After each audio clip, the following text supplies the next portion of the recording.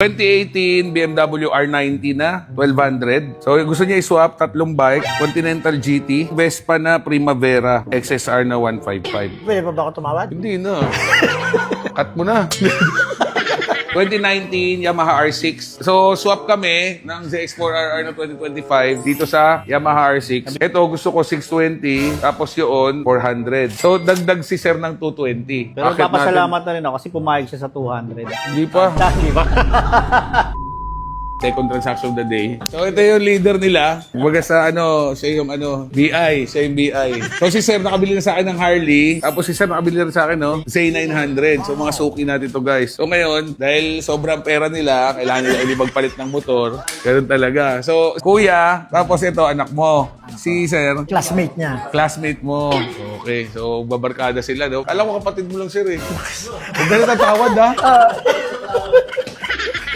2018 BMW R90 na, 1200. So, ito yung naka-inverted forks na. Tapos, may bag na siya. Pero single-seater lang to. Pero pwede mo naman gawing double kung babalik mo siguro yung dati. Kaya lang ito, wala na stock parts. Tapos, meron na siyang ready na para sa tank bag. Meron na rin siyang engine cover. Naka-Acra na exhaust, pero stock mo yan. Kasi ito, dinalawan niya na yung gauge. So, ito, hindi ko sure kasi meron talagang, madalas, single gauge lang talagang R90. Meron na iba nagpapadalawa. Meron din naman daw, sabi nila na nilabas na dalawa, pero sobrang konti lang nun. Pwedeng ito, nabili niya, dalawa na agad. Kumbaga, mataas na variant to, kaya naka-inverted forks plus dalawa gauge. Odo nito is 60,000.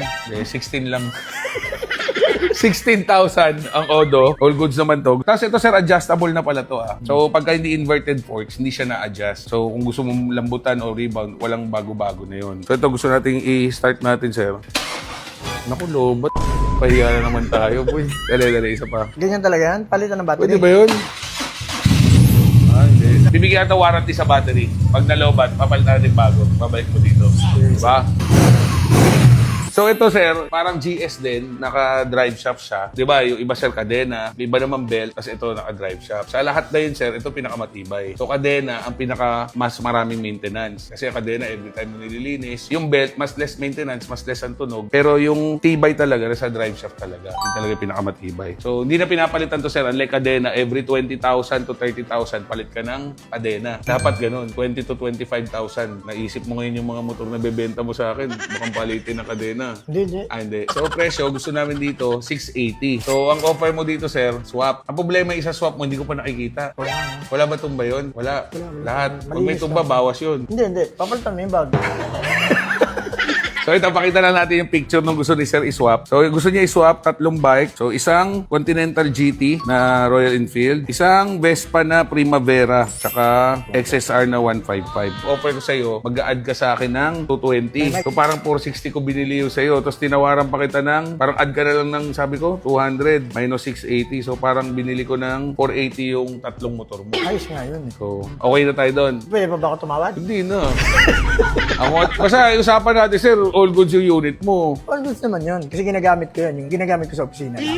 Basta walang tumba. Wala. Walang history ng baha. Wala. Walang history ng bangga. Wala. Hindi tampered ng Odo. Hindi. Pagka ganun, Kaya sinabi ko nga sa'yo, nasa sa'yo, 29 yung isa. 29,000? Ang alin? Continental GT. Hindi ko alam. Sinabi ko kanina. Aray Ako, ko. taas pa lang. Cut mo na.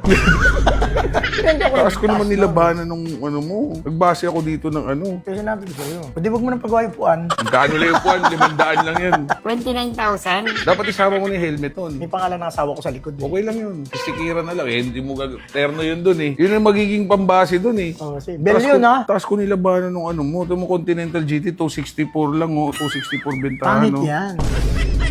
Siyempre yung maganda yung sa'yo, motor mo yun eh. Hindi, maganda yan. Nagpalit Ang ako ng problema, pipe. 13K Odo lang to. Yung sa'yo 30K Odo, baka hindi ko mabenta yun.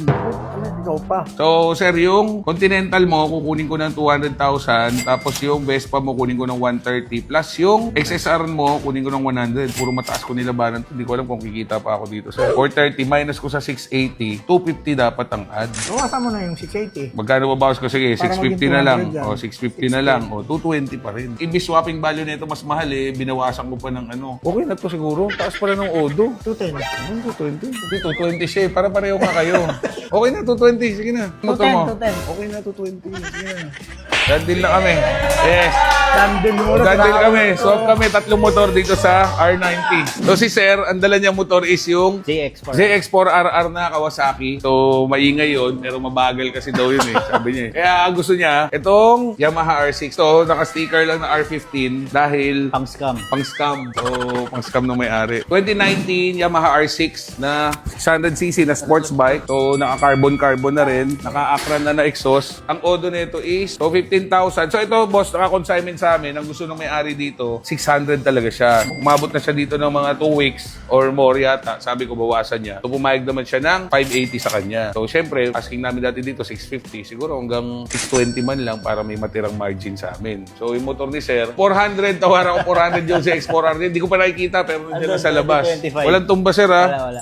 Walang simple lang, ha? Wala. So, 2025 na ZX4RR, pero ang odo is 13,000. So, parang match-match lang. Ito, gusto ko 620. Tapos yun, ang offer ko sa kanya is 400. So, bago nun, nasa 480 lang, ha? Hindi na tayo kikita doon. Siguro, benta natin yung mga 430, 440. Yun na lang kasi 484 ang bago, eh. Sugi mo naman kasi. Kaya nga, eh. Ang nascam ako, ha? Hindi ko alam kung kumita ako ngayong araw o hindi, eh. So, dagdag si Sir ng 220. So, dapat sana doon, ang gusto ko doon 380 para maganda margin, parang ganun. Pero Akit papasalamat na rin ako kasi pumayag siya sa 200. Hindi pa. Di ba? Integrated na. Tapos bago yung gulong niyan, Michelin. 2 weeks pa lang sa akin. 2 weeks, ikaw nag-belt ng Ako gulong. na nagpalit lahat. Ito, Sir, damper, ikaw naglagay. Apo. So, swap kami ng ZX4RR na 2025 dito sa Yamaha R6. So, Nabibitin na ako dun. gusto ko una 240. So, tumatawad siya 220. Sabi ko 230 since mataas din naman odo nun. Plus, kailangan ko rin mag-margin doon. Tsaka ito kasi, Sir, consignment eh. Kaya hindi ko Naiintindihan ko. malaro yung ano. Dandil na kami. Add siya sa akin ng 230,000 plus X4RRC dito sa Yamaha R6. So yun guys, time check. 2:30 ng hapon. So pag may binibenta po yung second na big bikes, message nyo po kami sa inyo sa picture. Appraise natin. Pagpasok po sa budget, punta natin. So tumatanggap din po tayo ng consignment. Pwede rin po kayo pumasyal sa showroom namin. Waste nyo lang po. Dandil by Jetlaw. Dito lang yan sa May Congressional Avenue Extension, Quezon City. So Jetlaw rider po ito. Ride safe and God bless. Let's go. Jetlaw.